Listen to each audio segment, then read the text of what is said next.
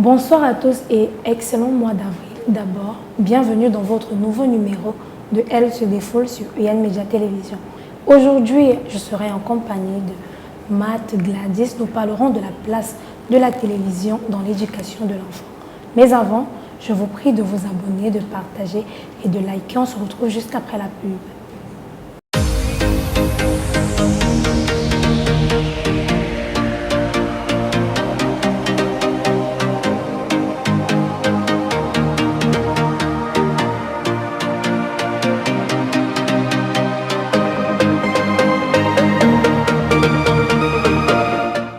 Une fois de plus, bienvenue. Pour ceux qui nous prennent à l'instant, nous parlons de la place de la télévision dans l'éducation de l'enfant. Je suis avec Matt Gladys. Gladys, bonsoir. Bonsoir, comment tu vas? Je vais bien et toi-même? Très bien, je suis ravie de te voir. Moi aussi. Tu es styliste, tu es journaliste, mais parle-nous un peu de ton métier. En fait, j'ai deux métiers. D'abord, le métier de stylisme, c'est le métier qui me passionne le plus. Et comme une chose entraîne l'autre, le stylisme m'a conduit dans le journalisme. Au départ, j'ai voulu être journaliste parce que voilà, il y avait cette émission-là qui passait à Trace à l'époque, qui était Planète Mode, et j'ai voulu ressembler à Aiden de Planète Mode. Donc, un a entraîné l'autre. Puisqu'on parle de télévision, qu'est-ce que tu entends par télévision? Déjà, la télévision, c'est dans un sens très large, mais si on parle plus précisément, c'est un appareil électrique qui permet d'avoir des informations, de transmettre des informations. Maintenant, ça dépend de ce qu'on entend par télévision. Pour moi, c'est juste un appareil pour lequel on peut se distraire. Mais si on veut aller dans le sens de notre thème ce soir, on parle de la place de la télévision dans l'éducation de l'enfant. Quel rôle, en réalité, devrait jouer la télévision dans la place de l'éducation de l'enfant? L'éducation, c'est une très bonne question. Pour moi, la télévision a une place très importante. Maintenant, ça dépend des programmes qui sont diffusés au niveau de la télé. Mais le parent, s'il veut conduire agréablement l'éducation de son enfant, peut sélectionner les programmes pour ses enfants ou même choisir d'utiliser juste l'appareil, mais d'acheter par exemple des CD pour enfants, pour les langues, pour mieux parler et transmettre ça à l'enfant, sans toutefois passer par le programme qui passe peut-être par des différentes chaînes ou bien qui passe par des canaux en fait, que ce soit le câble, le satellite. Donc on peut contrôler l'éducation de l'enfant. La télé est importante, mais ça dépend de comment est-ce qu'on utilise cette télévision-là. Justement, plus qu'on parle de programmes, quels sont selon toi les programmes appropriés pour l'éducation de l'enfant? Les programmes appropriés, il y a déjà les dessins animés. J'ai une petite nièce à la maison, donc je regarde souvent les dessins animés avec elle. À une certaine époque, je regardais Oui que je trouvais très intéressant et qui m'instruisait aussi parce que bon, à Oui on essayait d'éduquer, d'enseigner l'enfant à parler l'anglais, à parler l'espagnol. Donc, je vais commencer par les dessins animés. Maintenant, il y a des films sur Disney Channel, par exemple, qui sont très instructifs, qui apprennent à l'enfant, par exemple, l'empathie. Il y a des documentaires pour enfants. Ça dépend, comme je viens de le dire, des chaînes que l'enfant côtoie, parce qu'il y a des chaînes pour adultes et des chaînes pour enfants. Donc, pour moi, déjà, la base, ce sont les dessins animés. Les dessins animés, ça m'amène à me poser quelques questions, chers téléspectateurs. Vous savez, dans les dessins animés, moi, particulièrement, j'ai déjà eu à vivre cette expérience-là. Il y a des scènes un peu très obscènes dans les dessins animés. Qu'est-ce que tu dis de cela? Les scènes très obscènes, c'est vrai qu'il y en a, on ne va pas se mentir, mais nos enfants ne peuvent pas, on peut pas les couvrir de ça. Si ce n'est pas à travers des dessins, c'est à travers autre chose. Maintenant, ça dépendra du parent, comment est-ce qu'il va expliquer ça à l'enfant. Je vais prendre un exemple, bon, pas un exemple de dessin animé pour faire un scandale, mais il peut arriver dans des dessins animés où on essaie de vulgariser l'homosexualité ou de vulgariser la sexualité entre hommes et femmes. Maintenant, c'est aux parents de constater ça, de savoir comment diriger l'enfant. c'est vrai, ça peut arriver. Le monde évolue. On voudrait que l'enfant aussi se mette à la même page que l'adulte avant le temps. Mais c'est aux parents de savoir comment recadrer ça pour que son enfant puisse avoir la meilleure éducation possible. Mais tu ne trouves pas qu'il y a un âge à tout cela? Parce qu'on ne peut pas dire à un enfant de 2 ans de ne pas regarder la sexualité, ou bien on ne peut pas expliquer à un enfant de 2 ans ce que c'est que la sexualité. Et si on peut l'expliquer? Comment? De quelle manière? Je ne comprends pas. On va juste l'expliquer avec les mots de l'enfant. Oui. Mais on peut l'expliquer. Ne restons pas fermés. Nous sommes au 21e siècle, d'accord? Ne restons pas fermés et figés dans ce 19e siècle où étaient nos parents, disant que voilà, mon enfant ne doit pas regarder ci, mon enfant ne doit pas faire ça. Un enfant peut voir une scène obscène et toi le parent, tu expliques à l'enfant que bon voilà, cette scène ça signifie ci, ça signifie ça. Non maman, ce sont les adultes qui doivent faire ça, mais toi tu ne dois pas amener à faire ça selon un certain âge. Donc déjà ça dépend de l'ouverture d'esprit du parent et ça dépend du domaine où nous sommes. Tout peut être expliqué. Si vous n'arrivez pas à expliquer quelque chose à un enfant de 10 ans ou un enfant de 5 ans, vous ne réussirez pas à expliquer quelque chose à un adulte. Mais nos enfants nous ont appris que lorsqu'on leur demande de ne pas faire telle chose, c'est à ce moment exact qu'ils cherchent à le faire. L'enfant copie le parent.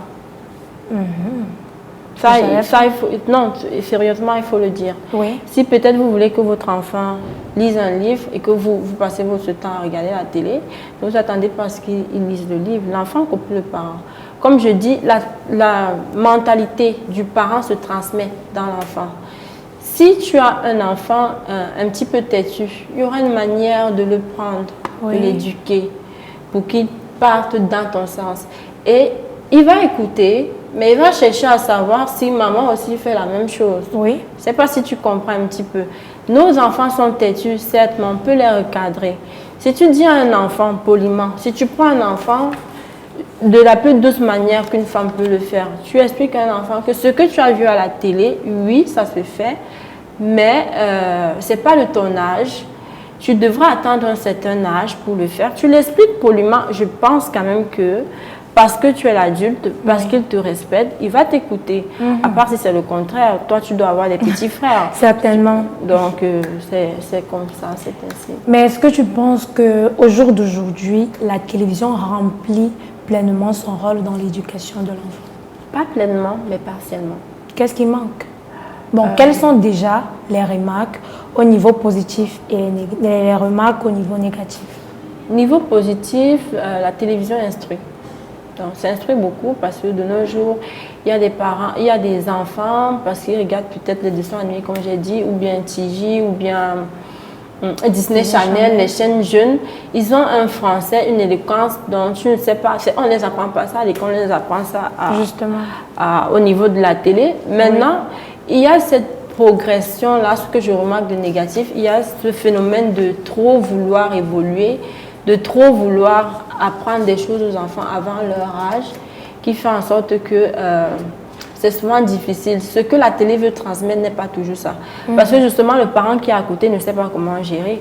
On a encore nos parents qui sont traditionnalistes, qui pour eux, c'est comme ça, comme ça, comme ça, comme ça, qui n'évoluent pas dans la modernité au même rythme que la technologie et tout le développement qui suit. Du coup, c'est difficile quand on veut transmettre trop d'informations à l'enfant, c'est difficile pour l'enfant de comprendre, c'est difficile pour le parent de recadrer. Ça, c'est le côté négatif.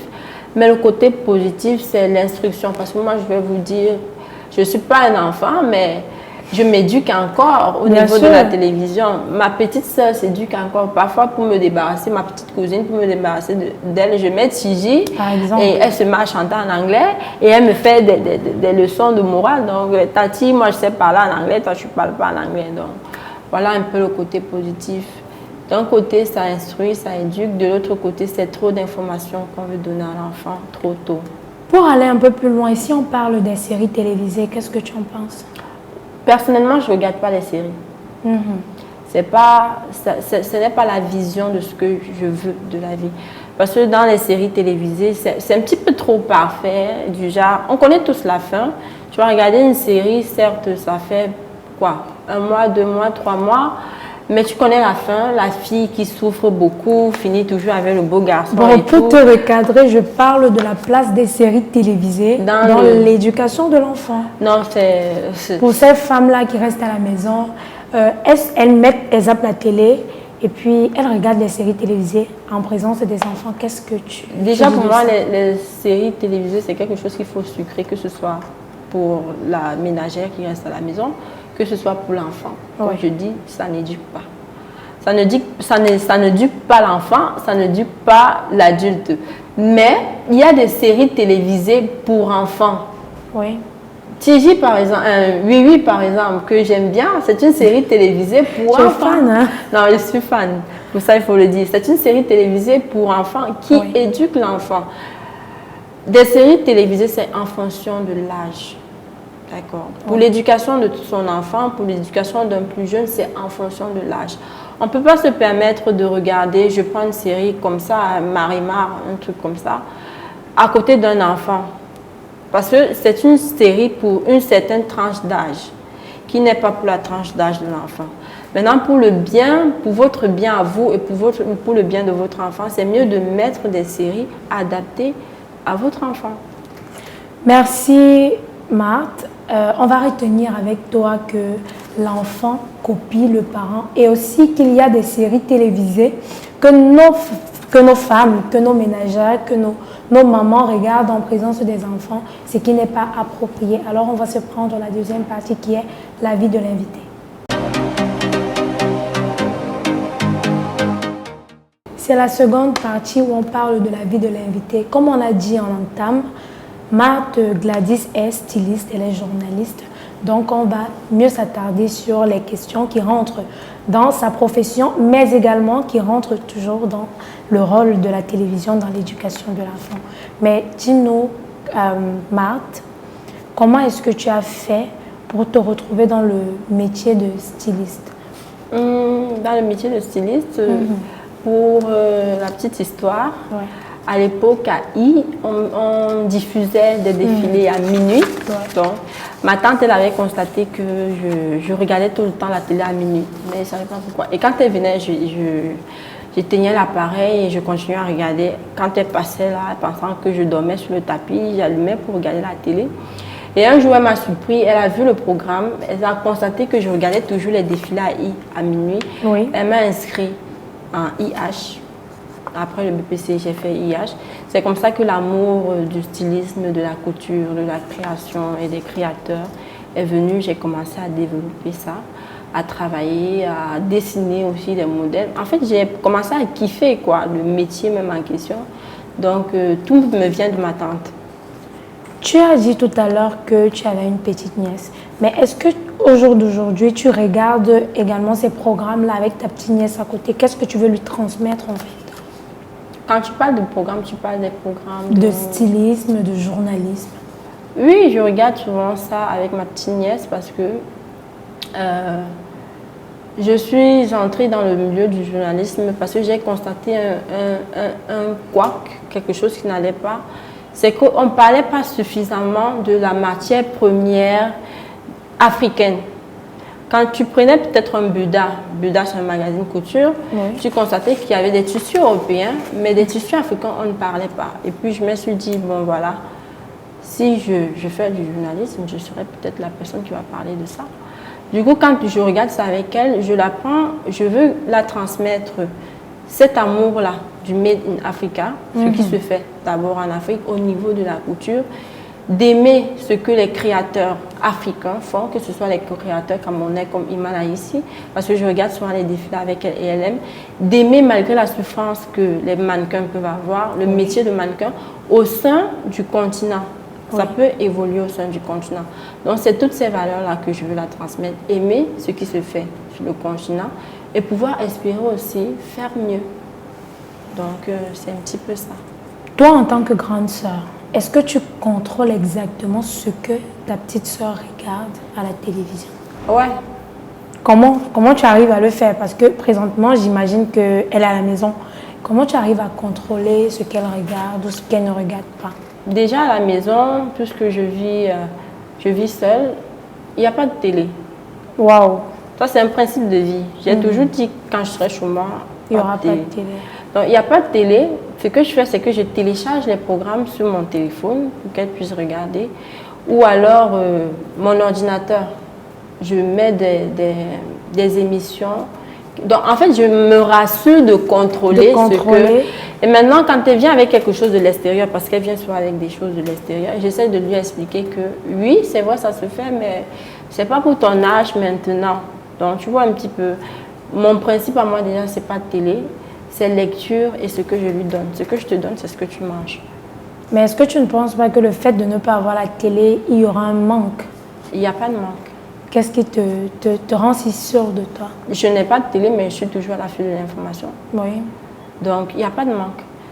C'est en fonction de comment vous décidez votre vie. Ce n'est pas parce que tout le monde regarde la télé que vous êtes obligé de regarder la télé. Hein. Donc, c'est en fonction de comment est-ce que toi, tu décides de vivre ta vie. Il y a un téléphone portable. Oui. Ça peut servir comme télé. Tu n'es pas obligé de prendre le câble ou le SAT et puis de te vautrer dans ton canapé, de regarder, d'ingurgiter ce que les médias te disent.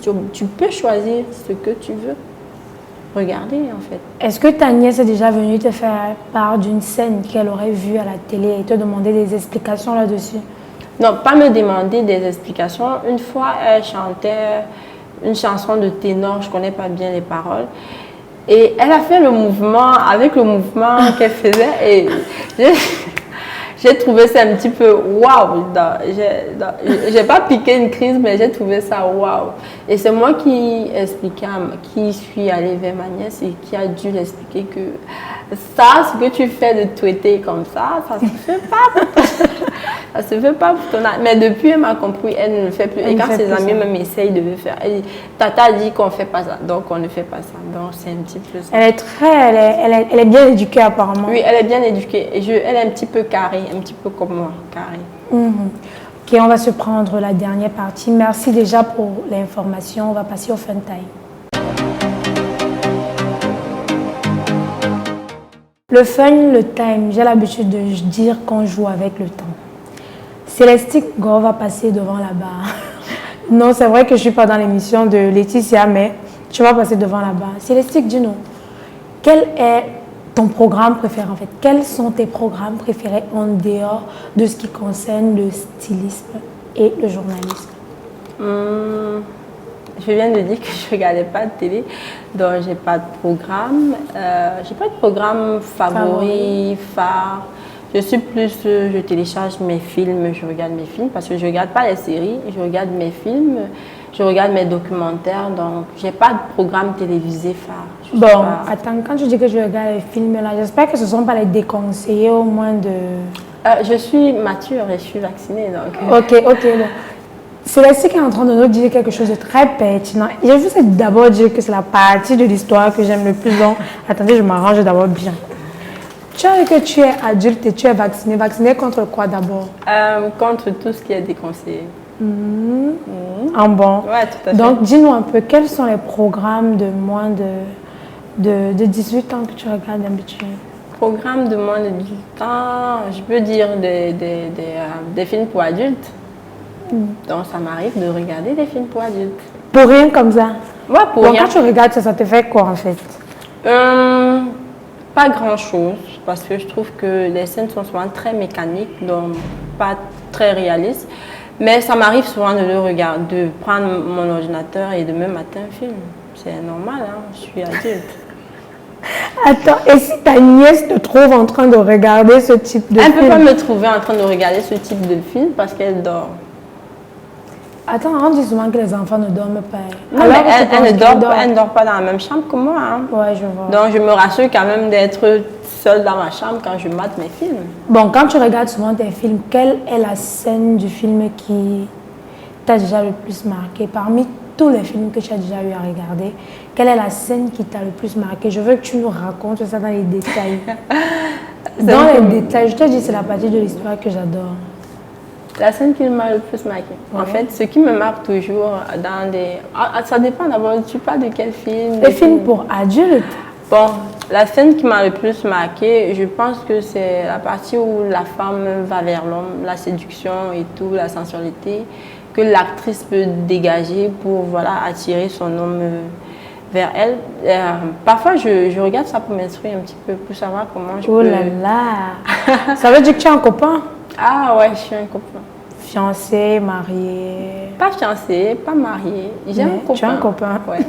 Et selon toi, qu'est-ce qui l'attire sur toi? Quels sont tes atouts? Déjà, il aime bien mon physique. Pour ça, il faut le savoir, les hommes, c'est d'abord. Tu as un beau physique, laisse-moi te le dire. Maintenant, deuxièmement, ma franchise. Parce que je suis vraiment sans filtre. Je veux le physique. Je veux le physique. Quelle est la partie que tu mets en valeur lorsque tu le vois? Parce que tu sais qu'il aime ça, en fait. C'est ça que je veux savoir. La partie que je mets en valeur, c'est forcément ma poitrine. Parce que je n'ai pas trop le derrière, donc je suis obligée de jouer avec le devant. Forcément, ma poitrine que je mets souvent en valeur. Donc, c'est un petit peu ça. Et lorsqu'il voit ta poitrine, je vais dire, un peu ouverte, quelles sont ses réactions? La réaction d'un homme, quoi. Non, la réaction d'un homme, je veux savoir. La réaction d'un homme, c'est quelle réaction?